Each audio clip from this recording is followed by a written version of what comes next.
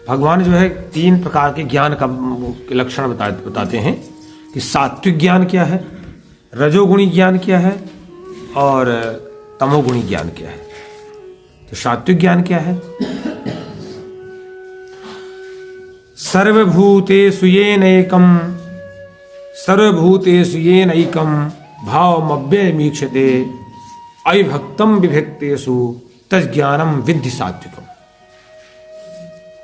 कहते हैं जिस समय जब व्यक्ति इस ऊंचाई तक पहुंच जाता है कि इस तरह का ज्ञान संपन्न हो जाता है वो कि सभी प्राणियों को अलग अलग देखता है, देखने में तो अलग अलग देखता है वो, लेकिन ये जरूर देखता है कि सभी में एक ही परमात्मा समभाव से विराजमान है। सभी प्राणियों को तो वो अलग अलग देखता है, देखना ही पड़ेगा। हाथ को अलग ढंग से देखना पड़ेगा, लेकिन पैर को अलग ढंग से देखना पड़ेगा, आंखों, लेकिन जब हम शरीर को कहेंगे तो कहेंगे शरीर है पूरा, उसके बिना शरीर नहीं बन सकता, वो तो कहना पड़ेगा। देखने में तो फल टहनी फलाना ये वो फूल इत्यादि सब अलग अलग दिखाई पड़े जब देखना शुरू करें, लेकिन कहना तो पड़ेगा पेड़ है ये, सही बात वही एक पेड़ है। फिर जब हम पेड़ ही अचानक हमसे कोई पूछेगा तो हम कहेंगे ये क्या है, तो कह देंगे पेड़ है। हम उस समय नहीं कहते हैं कि ये टहनी है फलाना है ये नहीं कहते हैं हम लोग। कितना हमारा इसी तरह ज्ञान हमारा संसार के प्रति भी हो जाए। अगर कोई पूछे कि ये क्या है तो कह देंगे शरीर, ये नहीं कोई कहेगा उंगली है या आंखें हैं या उंगलियां ये पैर हैं ये घुटने हैं, ये नहीं कोई कहेगा। इसी तरह से सभी के प्रति भाव कहते हैं। जब इस तरह की भाव संपन्नता आ जाए, इस तरह की ज्ञान संपन्नता आ जाए कि सभी प्राणियों को हम पृथक पृथक तो देखेंगे, सांप बिल्ली बिच्छी मनुष्य स्त्री पुरुष लड़की लड़का, ये तो सब अलग अलग देखना पड़ेगा, देखते हैं।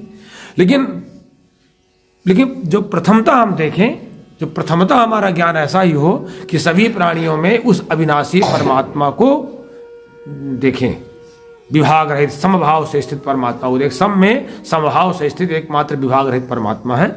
अगर हमारा ज्ञान इस ऊंचाई तक पहुंच जाए तो कि हमको पहली दृष्टि पड़े तो ये ना पड़े कि ये स्त्री पुरुष लड़का लड़की ये वो नहीं, ये तुरंत परमात्मा है। फिर अगला तो हम विचार काम के लिए या लोक व्यवहार के लिए सांसारिकता के लिए तो वही देखना पड़ेगा। ऐसे तो कहेंगे, भगवान कहते हैं ऐसा ज्ञान इस ऊंचाई तक जब ज्ञान व्यक्ति का पहुंच जाता है, इतनी अच्छी चेतना हो जाती है, तो कहते हैं उसको भगवान कहते हैं ऐसे ज्ञान को सात्विक ज्ञान कहो। अब रजोगुणी ज्ञान क्या है? ये सतोगुण ज्ञान जो है आपको प्रकाश करेगा, ऊंचाई तक ले जाएगा, सारी समस्याएं समाप्त कर देगा, सारी चिंताएं समाप्त कर देगा, सारी समस्याएं नष्ट कर देगा धीरे धीरे। और रजोगुणी ज्ञान जो आपको तृष्णा देगा, लालसा देगा, बेचैनी देगा, घबराहट देगा, रोग देगा, शोक देगा, असंतोष देगा, अशांति देगा, वो कहते हैं वो कौन सा ज्ञान है? पृथक्तेन तु यत् ज्ञानम नाना भावान पृथक विधान वेत्ति सर्वेषु भूतेषु तज्ज्ञानम विद्धि राजसम। कहते हैं जब व्यक्ति का केवल यहीं तक इतना ही केवल ज्ञान रहे व्यक्ति का कि सभी प्राणियों में भिन्न भिन्न प्रकार के नाना प्रकार के केवल भावों को ही देखता रहे, अभी उसके दिमाग से स्त्री पुरुष का भेद हटा ही नहीं है, स्त्री पुरुष का भेद हटा ही नहीं है, तो कहते हैं अनेक, तो फिर वो उसकी लालसा नहीं हटेगी। फिर वो जैसे जैसे हम अलग अलग देखेंगे तो फिर अलग अलग भाव देखेंगे, उसमें नारी को अलग तरह के देखेंगे, पुरुष को अलग तरह से देखेंगे, फलाने को अलग तरह से देखेंगे, बस फिर नहीं वो ठीक होता है। फिर कहते फिर उसमें संसार देखना शुरू करेंगे, फिर और गहराई में गए भोग गया देखना, संसारिक भोग देखना शुरू करेंगे, ऐसे लालच आना शुरू, ये बहुत अच्छा है यार, ये बहुत अच्छा है। फिर हम परेशान होते रहेंगे, फिर अपने में जो देखें जो हमारे पास वो कहेंगे यार कमजोर है मामला, ये मामला कमजोर है, ये बहुत अच्छा है। क्योंकि अभी तक हम जो है अलग अलग देख रहे हैं ना सब में, तो कितना अच्छा भगवान दे रहे हैं कि बेचैनी हटाने का, संतोष करने, कितना अच्छा मार्ग दे रहे हैं। कहते हैं मनुष्य की जब चेतना और जो ज्ञान इस ऊंचाई इसी स्तर तक, केवल इतने ही स्तर तक रहे, सभी प्राणियों को भिन्न भिन्न प्रकार से देखे और अलग अलग भावों में देखे, तो कहते हैं उस ज्ञान को राजस ज्ञान मानिए, केवल रजोगुणी ज्ञान, वो आपको बेचैन करता रहेगा हमेशा। दूसरे को आपने देखा, अब कह रही है तो बहुत अच्छा, अपने को देख अरे ये तो मेरा तो बेकार है, बस वो तो फिर अगला बस वही गुणात्मक वृद्धि होती रहती है, फिर हम परेशान होते रहेंगे। तमोगुणी ज्ञान ये और निकृष्ट ज्ञान है। कहते हैं यत् कृष्ण वेद वदेकस्मिन् कार्ये सक्तमहितुकम् अतत्वार्थवदत्वं च तत्तामस मुदाहृतम्।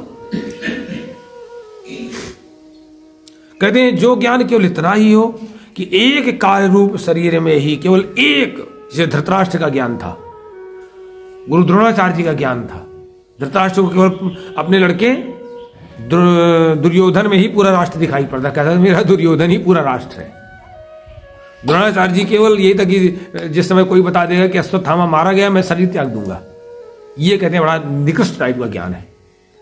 कहते हैं जब केवल इतना ही ज्ञान रहे, केवल एक कार्य रूप शरीर में ही सब कुछ दिखाई पड़े, बस यही है। इसलिए तो हम देखिए कहनो पेपर पढ़ा कि पत्नी मर गई तो पति ने आत्महत्या कर ली, लो अब जिंदगी खत्म उसकी, जिंदगी खत्म उसकी, मैंने केवल उसी में सब कुछ देख रहा था वो।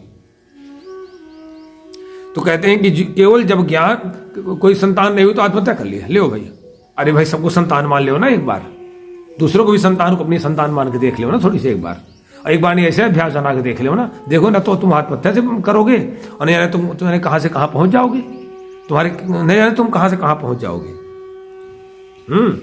कहां से कहां पहुंच जाओ, तुम्हारे पास नहीं जाने क्या क्या तुम्हारे पास हो जाएगा। पर समस्या उसकी यही कि तमोगुणी ज्ञान है उसके पास, वो प्रयास नहीं कर रहा कि मैं सतोगुणी ज्ञान तक जाऊं, विचार नहीं कर पाता बेचारा कि मुझे सतोगुण ज्ञान तक जाना है। केवल इतना ही सीमित उसके पास ज्ञान है कि कार्य रूप शरीर में संपूर्ण सदस्य आ सकते हैं, उसी में आ सकते हैं, बस वो एक शरीर में केवल। अहेतुकम, ये कहते हैं बिना युक्ति वाला ज्ञान है, बिना पागलपन का ज्ञान है ये। अतत्वार्थवत, ये तत्व के तार्थ से रहित ज्ञान है, और अल्पम, बड़ा तुच्छ ज्ञान है भगवान कहते हैं। इसीलिए इसको तामस ज्ञान कहा गया है, इसीलिए इसको तामस ज्ञान कहा गया। गीता बहुत अच्छा ग्रंथ है, भगवान की वाणी है ना, यानी कहां से कहां तक पहुंच जाए व्यक्ति।